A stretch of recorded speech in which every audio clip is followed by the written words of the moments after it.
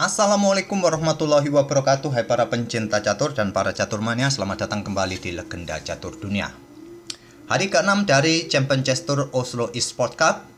Poin dari Pragnananda dan Magnus Carlsen kembali sama kawan dengan 12 poin. Ini karena Magnus Carlsen tadi malam kembali memetik kemenangan, sedangkan Pragnananda kalah atas lawannya, yaitu Jan-Christoph Duda. Magnus menang atas Erik Hansen dengan 2 kali kemenangan dan 1 kali remis. Sama juga kawan dengan Jan-Christoph Duda mengalahkan Pragnananda dengan 2 kali kemenangan dan 1 kali remis. Sekarang posisi klasmen dipimpin oleh Carlsen karena menang head to head melawan Pragnananda ini kawan. Dan di tempat ketiga ada Lee Kwang Lim, Jan-Christoph Duda, Jordan Van Foreest, Shahriar Mamedyarov. Dilanjut dengan Anish Giri dan Erik Hansen merupakan lumbung poin dari para pemain di turnamen ini, hanya mempunyai 3 poin saja. Oke, game yang akan kita ulas ini kembali dari permainannya Pragnananda kawan melawan Jan-Christoph Duda, dan ini merupakan game kedua mereka. Duda pegang hitam, Prag pegang putih, mengawali dengan pion D4, kuda F6, pion C4, pion G6, kuda C3, dan pion D5. Kita temui lagi permainan Grand Field Defense.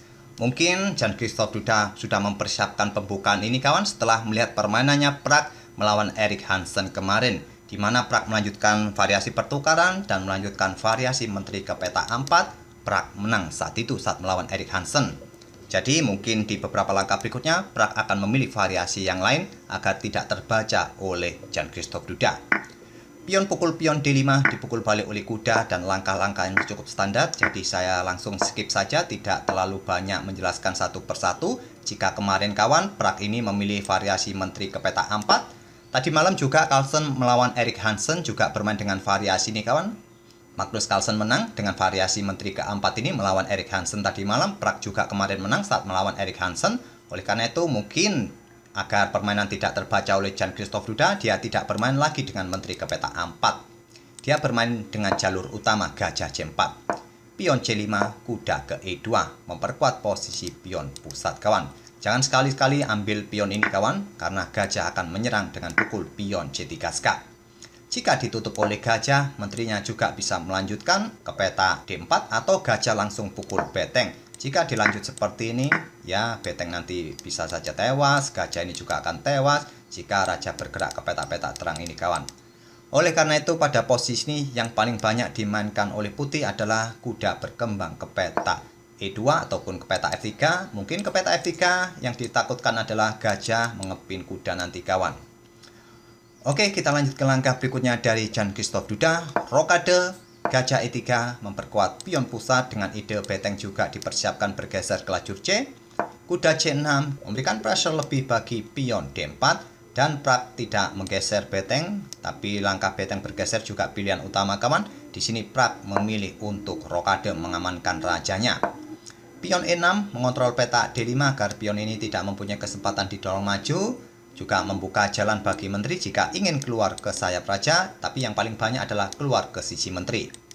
Selanjutnya adalah pion D pukul pion C5, menerima pengorbanan pion hitam, membuka lajur C untuk tantangan pertukaran menteri, ditolak oleh Jan-Christoph Duda. Menteri ke A5 mengincar pion C3, dibiarkan saja oleh Prag memilih pion F4.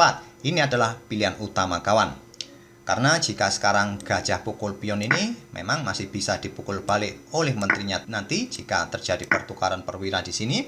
Tapi masalahnya hitam akan mempunyai petak-petak lemah, ruang lemah di petak-petak gelap di depan raja. Apalagi putih masih mempunyai gajah gelap kawan yang bisa saja nanti ditempatkan di petak H6 untuk memberikan dukungan bagi menteri melakukan ancaman skakmat di petak G7. Jadi pada posisi ini yang paling banyak dimainkan adalah beteng D8, menyerang menteri terlebih dahulu. Menteri bergeser ke E1 agar tetap mendukung pion C3-nya, dan menteri A4 mengancam gajah terang. Gajah mundur ke B3, tidak lagi bisa mundur ke peta D3 karena sudah ada beteng di sini. Menteri ambil pion E4 dan kuda ke G3. Menteri ke D3 menghindari ancaman kuda, juga memberikan pressure bagi pion C3. Di sini beteng C1.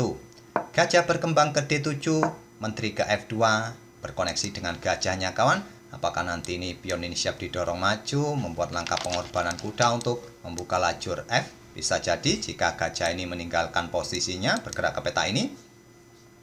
Dan dilanjut dengan langkah kuda ke A5 menyerang gajah terang, mengosongkan peta bagi gajahnya bergerak ke diagonal ini.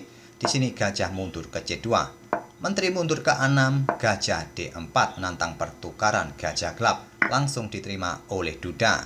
Kali ini beda lagi kawan, kalau bertukar sesama gajah petak gelap, maka dukungan yang ada pada petak gelap nanti juga akan minim. Kecuali kuda nanti bisa bermanuver ke petak-petak ini kawan, bisa saja mendukung menterinya untuk melakukan ancaman skakmat di petak G7. Dipukul balik dengan pion, sekarang struktur pionnya kembali bagus lagi kawan, dan gajah B5 menyerang beteng. Beteng bergeser ke D1, pion F5 menghentikan laju pion ini kawan agar permainan di depan rajanya tertutup dan rajanya akan aman. Tapi Pragnananda mulai menyerang lagi dengan pion H4. Berencana didorong lagi kawan untuk merusak bangunan pion hitam ini. Di sini dibalas dengan beteng naik ke D7, persiapan ditumpuk, mengincar pion lemah, pion menggantung atau mempertahankan posisi di baris ke-7. Dan di sini beteng bergeser ke I1, sama-sama memberikan ancaman bagi pion menggantung masing-masing. Dan beteng D8, sekarang pion C6, langkah kesalahan dari Prakawan, bermaksud mengorbankan pion untuk memutus koneksi. Dan langsung diterima oleh Jan Christoph Duda, dipukul menggunakan kuda. Pada posisi ini tadi kawan, bagi putih langkah terbaik adalah tetap mendorong pion H5 ini kawan. Inilah langkah terbaik. Jika beteng ambil pion ini, kalian bisa melanjutkan pertukaran pion di sini kawan. Permainan akan tetap seimbang. Tapi Prak tadi memilih dengan langkah pion C6. Dipukul dengan kuda. Jika dipukul menggunakan menteri agar tetap bisa menjaga pionnya, maka gajah akan pukul pion F5 memberikan discover attack, dan pion ini juga nanti bisa tewas kawan dengan dukungan beteng tentunya. Oleh karena itu dipukul menggunakan kuda, beteng ambil pion E6, menteri ambil pion A2, duda tetap unggul satu pion.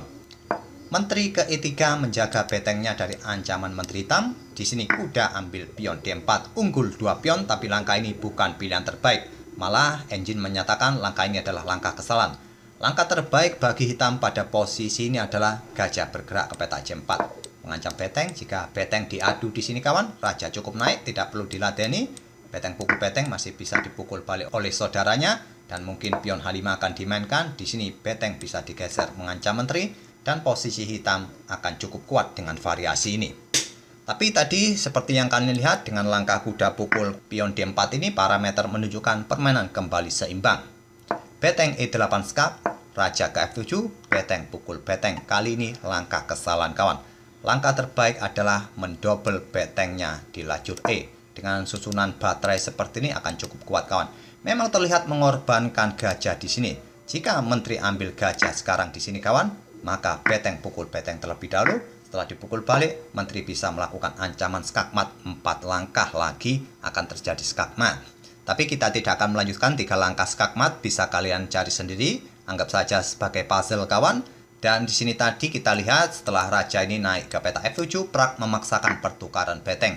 Masih bisa dipukul balik, selanjutnya gajah B1 mengancam menteri ataupun melepaskan diri dari tekanan menteri serta kuda. Menteri ke D5, selanjutnya adalah menteri ke A3 dan menteri ke D6 menantang pertukaran menteri kawan. Dibalas dengan langkah gajah A2 terlebih dahulu dengan tempo skak. Raja ke G7, menteri ke E3, dan dilanjut dengan beteng E8. Beteng C7 terlebih dahulu dikorbankan oleh Pragnananda sebelum menghindari serangan beteng ini kawan. Tapi pengorbanan ditolak raja ke H6. Kalau pengorbanan beteng ini diterima oleh hitam kawan, maka permainan kemungkinan akan berakhir miss jika putih mau. Pertama-tama menteri ambil kuda skak.